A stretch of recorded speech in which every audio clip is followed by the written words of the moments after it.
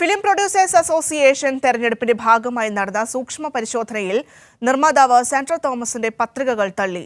President, treasurer എന്നീ സ്ഥാനത്തേക്കായിരുന്നു പത്രിക നൽകിയിട്ടുണ്ടായിരുന്നത്. ഭരണാധികാരിയും സാന്ദ്രയും തമ്മിൽ വാക്കേറ്റമുണ്ടായി. നിർമ്മാതാവ് എന്ന നിലയിൽ സ്വതന്ത്രമായി 3 സിനിമകളുടെ സെൻസർ സർട്ടിഫിക്കറ്റ് വേണമെന്നായിരുന്നു വരണാധികാരിയുടെ നിലപാട്.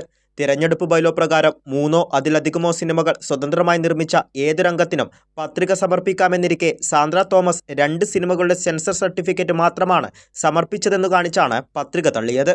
എന്നാൽ തന്നോട് കാണിച്ചത് അനീതിയാണെന്നും പത്രിക തള്ളിയതിനു പിന്നിൽ ഗൂഢാലോചനയുണ്ടെന്നും സാന്ദ്ര തോമസ് പറഞ്ഞു. തീർച്ചയായിട്ടും ഗൂഢാലോചനയുണ്ട്. അത് കേരളം മുഴുവനുള്ള ജനങ്ങൾ കണ്ടതാണല്ലോ. ഗൂഢാലോചന ഉണ്ടെന്നുള്ളത് എല്ലാവർക്കും മനസ്സിലാവും. കാര്യം മറ്റുള്ള അവിടെ ഇരിക്കുന്ന മറ്റുള്ളവരൊക്കെ എതിർക്കുന്നതിനേക്കാൾ മുമ്പ് വരണാധികാരിയാണ് എതിർത്തത്.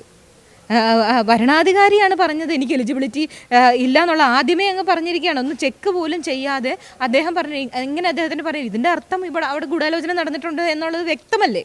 9 സിനിമകൾ നിർമ്മിച്ചയാളാണ് താനെന്നും ഫ്രൈഡേ ഫിലിമുമായി സഹകരിച്ച് 7 സിനിമകളും സ്വന്തം ബാനറിൽ 2 സിനിമകളും നിർമ്മിച്ചെന്നും സാന്ദ്ര വരണാധികാരിക്ക് മുൻപിൽ വ്യക്തമാക്കി.